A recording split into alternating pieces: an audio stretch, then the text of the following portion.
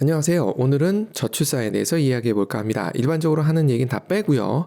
산업구조하고의 관계를 살펴볼까 해요.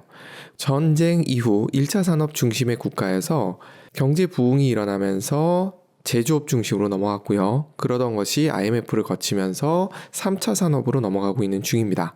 3차 산업은 서비스업이라고 불리우는데 이렇게 얘기하면 단순 서비스업만 생각하기 쉬워요. 물론 그것도 서비스업이긴 해요. 하지만 의사, 변호사도 서비스업이고요. 금융업도 서비스업입니다. 이쪽 산업의 비중이 커지면서 금리에 대해서도 다시 생각해 봐야 된다는 얘기를 일부 하고 있습니다.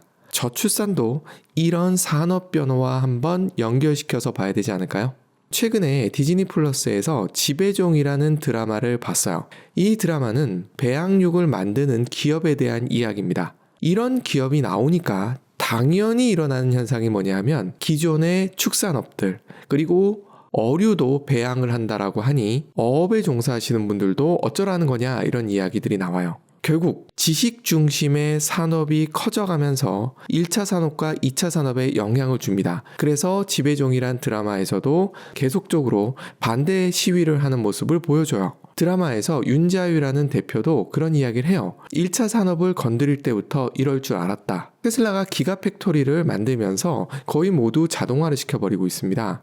이렇게 되면 당연히 노동자의 수가 줄어요. 그러면 언론에선 어떤 식으로 얘기가 나오게 되느냐 하면 로봇에 의해서 사람이 잘린다라고 얘기하면 동정을 덜 얻게 되니까 로봇이 사람을 다치게 한다는 얘기까지 싣고 있는 거예요. 여기서 하나 생각해 봤으면 좋겠는 게 뭐냐면 사람들이 노동을 하는 것 어떤 의미일까요?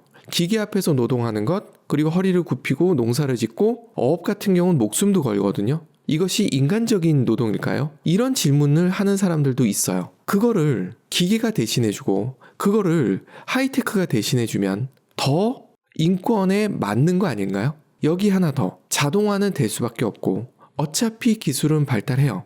그렇다면 필요로 되는 노동 인구는 줄게 돼 있어요. 그러면 출산율이 저하된 게 나은 거 아닌가요? 출산율이 계속 높다면 실업률이 높아진다는 얘기가 되거든요. 산업구조의 변화, 특히 서비스업으로의 이동, 여기에 고부가가치 서비스업이 성장하는 것, 그리고 부모로서 자녀를 낳았을 때 자녀가 잘 살기를 바라는 마음, 이것이 합쳐지면 아이에게 올인하게 됩니다. 그러면 비용이 많이 들어요. 비용이 많이 들면 아이를 많이 낳을 수가 없어요. 비용만의 문제가 아니라 아이를 양육하는데도 시간이 많이 들어가게 돼요. 그래서 파이낸셜 타임스에서 조사한 내용이 인상적이에요. 다양한 형태의 육아 지원 사업을 제도적으로 만들어도 큰 효과가 없었다는 거예요. 예를 들어 육아 수당이라든가 아니면 육아 휴직을 길게 해준다든가 이런 걸 통해서 얻을 수 있는 효과가 그렇게 크지 않다는 거예요. 물론 이걸 없애버리면 더 빠른 속도로 출산율이 떨어질 거예요. 그거에 비해서는 끌어올리는 효과가 있다라고 보는 건 맞는 것 같아요. 그런데 더 흥미로운 건 뭐냐면 부모가 자녀와 같이 있어야만 하는 시간, 그 시간이 길어지면 질수록 출산율이 떨어진다는 거예요. 선진국임에도 불구하고 출산율이 다른 나라들보다 덜 떨어진 나라가 프랑스고 프랑스는 다른 나라들에 비해서 상대적으로 부모가 자녀와 있는 시간이 적다는 거예요. 두 가지 의미가 있죠. 하나는 부모도 자기 라이프 스타일을 유지할 수 있다. 또 하나는 자녀의 삶은 자녀의 것이다. 아마도 프랑스 사람들은 이렇게 생각하는 것 같아요. 아이를 낳는 것에 대해서 부담이 적어지는가 봐요. 그런데 사람들의 생각을 한꺼번에 바꾼다는 건 사실은 거의 불가능해요. 이건 문화에 해당하는 거거든요. 그런데 한국을 선두로 해서 거의 전 세계가 출산율이 떨어지고 있는 걸 보면 비슷한 문화가 깔리고 있는 듯한 상황입니다. 프랑스도 사실 출산율이 떨어지고 있는 건 마찬가지입니다. 단지 느리게 떨어진다 뿐이지. 의대 쏠림도 같은 선상에서 이해할 수 있는 것 같아요. 내가 낳은 자녀가 똑같이 공부를 잘하는데 공대를 들어가서 의대보다 적은 수입을 받는 것을 용납할 수 있는 부모가 적겠죠. 그러다 보니 자연스럽게 의대 쏠림이 생기는 거고 의대 쏠림이 생기면 자연스럽게 사교육이 커지게 되고 아이가 교육을 받는데 최적의 환경을 제공하기 위해서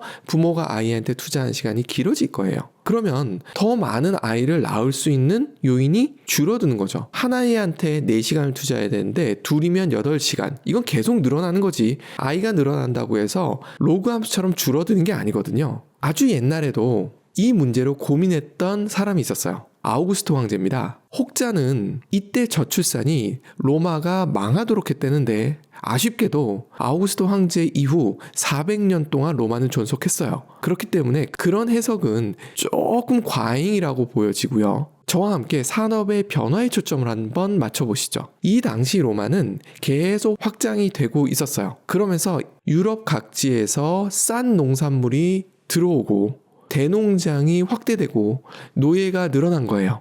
이러면서 어떤 일이 생기느냐 하면 로마 시민은 더 이상 농사도 덜 하게 된 거예요. 농업에 종사한다 하더라도 노예를 쓰고 있는 것이지 본인이 농업을 할 가능성은 줄어드는 거죠. 아니면 상업을 하거나 투자를 하거나 이런 식으로 바뀌어 나간 겁니다. 그러면 똑같은 현상이 생기는 거죠. 내 자녀가 잘 살기 위해서는 큰 땅을 물려주거나 아니면 교육을 받아서 출세할 수 있어야 돼요.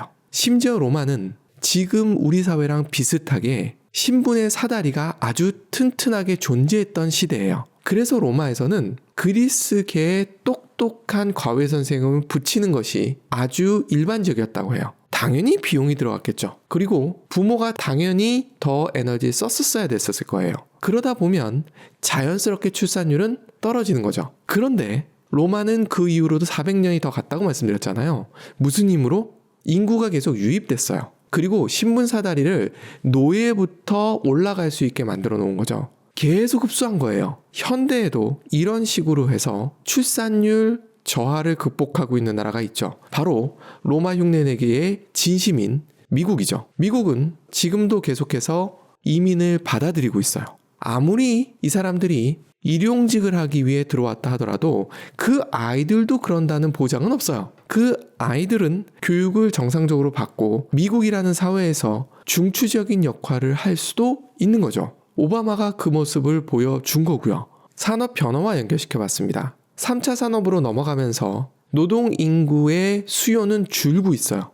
그리고 인구도 줄고 있어요. 어찌 보면 자연스러운 흐름일 수도 있습니다. 그런데 국가 경쟁력은 조금 달라요. 아무래도 사람이 많으면 인재가 많을 수밖에 없고 그 나라의 경쟁력은 높아질 수밖에 없어요. 그래서 저는 출산율에도 신경을 쓰는 거 맞다고는 생각합니다. 하지만 산업의 변화에 포커스를 맞추고 생각해보자라고 말씀을 드리는 거예요. 해외로부터 사람들이 들어올 수밖에 없는 환경을 만드는 것. 다행히 K컬처가 성공적으로 국가 브랜드를 올리고 있거든요. 인재들이 몰리면 첨단 산업 육성도 훨씬 원활해져요. 물론 그러기 위한 제도적인 뒷받침도 필요하죠. 투자가 잘 이루어져야 되니까요. 그리고 또 하나가 뭐냐 하면 금융 같은 서비스업들이에요. 자본주의입니다. 돈을 현명하게 잘 돌릴 수 있는 인재들이 많은 나라가 경쟁력을 갖출 가능성이 높아요. 정말 아쉬운 게 홍콩이 중국으로 반환될 때 홍콩에 있던 금융 기업들이 싱가포르로 간 거예요. 늦은 감이 없지만 그래도 지금부터라도 신경을 쓴다면 충분히 가능하다고 봅니다. 왜냐하면 많은 사람들이 한국에 와서 살고 싶어 하거든요. 기회는 분명히 있다고 생각합니다. 정리해보면 산업의 변화는 피치 못하는 상황이에요. 당연히 노동에 대한 수요는 줄 수밖에 없어요.